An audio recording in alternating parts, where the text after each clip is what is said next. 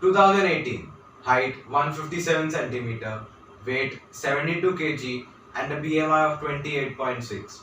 Obese, low stamina and a very low self-esteem. 2020, height 172 centimeter, weight 61 kg and BMI of 21.5. Fit, athletic and full of confidence. Many of you may have guessed and many of you may find it hard to believe that I just introduced myself. My journey of transforming from fat to fit was as eventful as a roller coaster ride, full of ups and downs, tears and fears, and full of thrills and ecstasy. But don't worry, I won't bore you with my boring diet plans and grueling exercise schedules.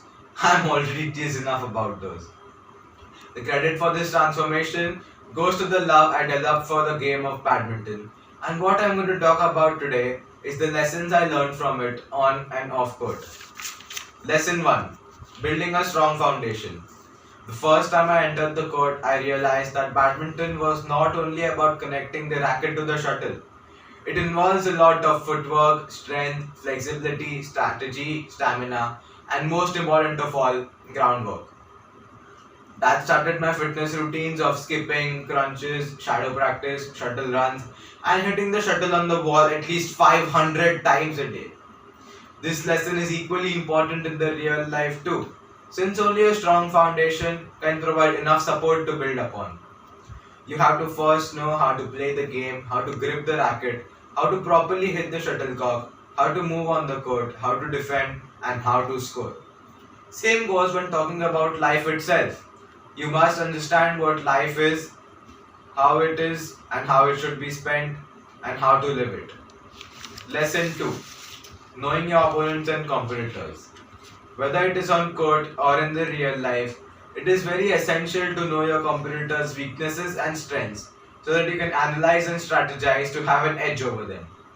In a badminton tournament, I always watch my opponent's game so that I know what to expect and can plan how to defeat them in advance. Lesson 3.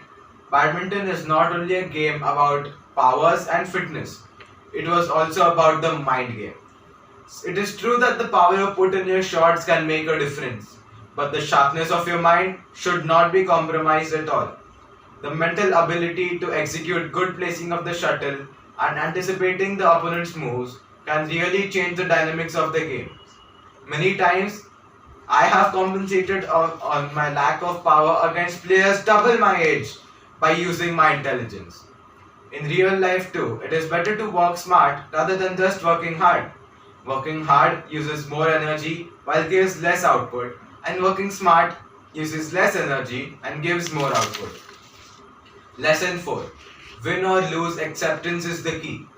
Unless you were born perfect, you can't win every game, right? Even successful badminton players like Lindan and Lee Chong-wei have had their share of losses, and it is up to us to make those losses the stepping stones to our success. If you win, you can hold your head high, but not too high, because you still have a game right after. If you lose, learn what it takes to win and try harder the next time. That is how it is with real life. Everything will not always go your way. Acceptance of reality and the ability to bounce back will make you come out on the other side a better person. The fifth lesson I learned was to always keep calm. Keeping calm in any circumstance is the key to success, and I learned this lesson the hard way. Here I would like to narrate a real life incident of mine.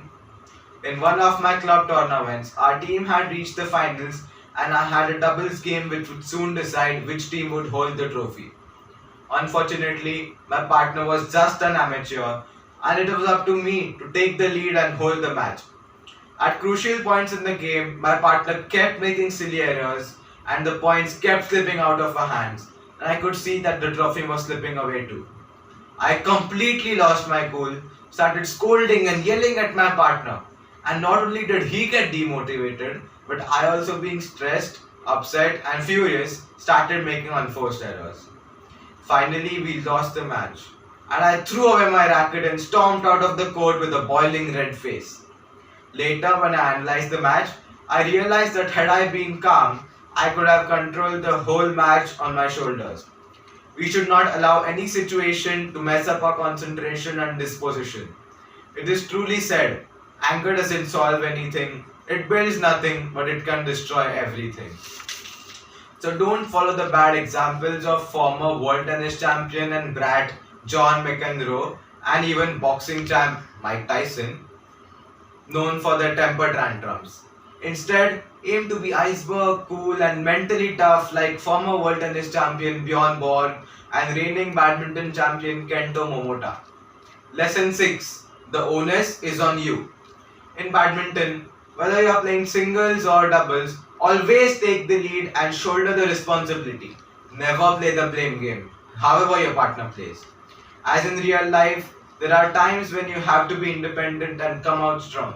Sometimes too, you have to work well with other people for you to triumph. Lesson 7. Never give up. Another characteristic possessed by all successful athletes in the world, not only in badminton but in other sports as well, is perseverance. In badminton, guys like Peter Gade, Lee Chong Wei and Lin Dan never give up on their play. Whether they trip, slip or fall or get tired from running, as long as the shuttle has not reached the ground, their mission is to never give up. Lesson? Persevere and never give up.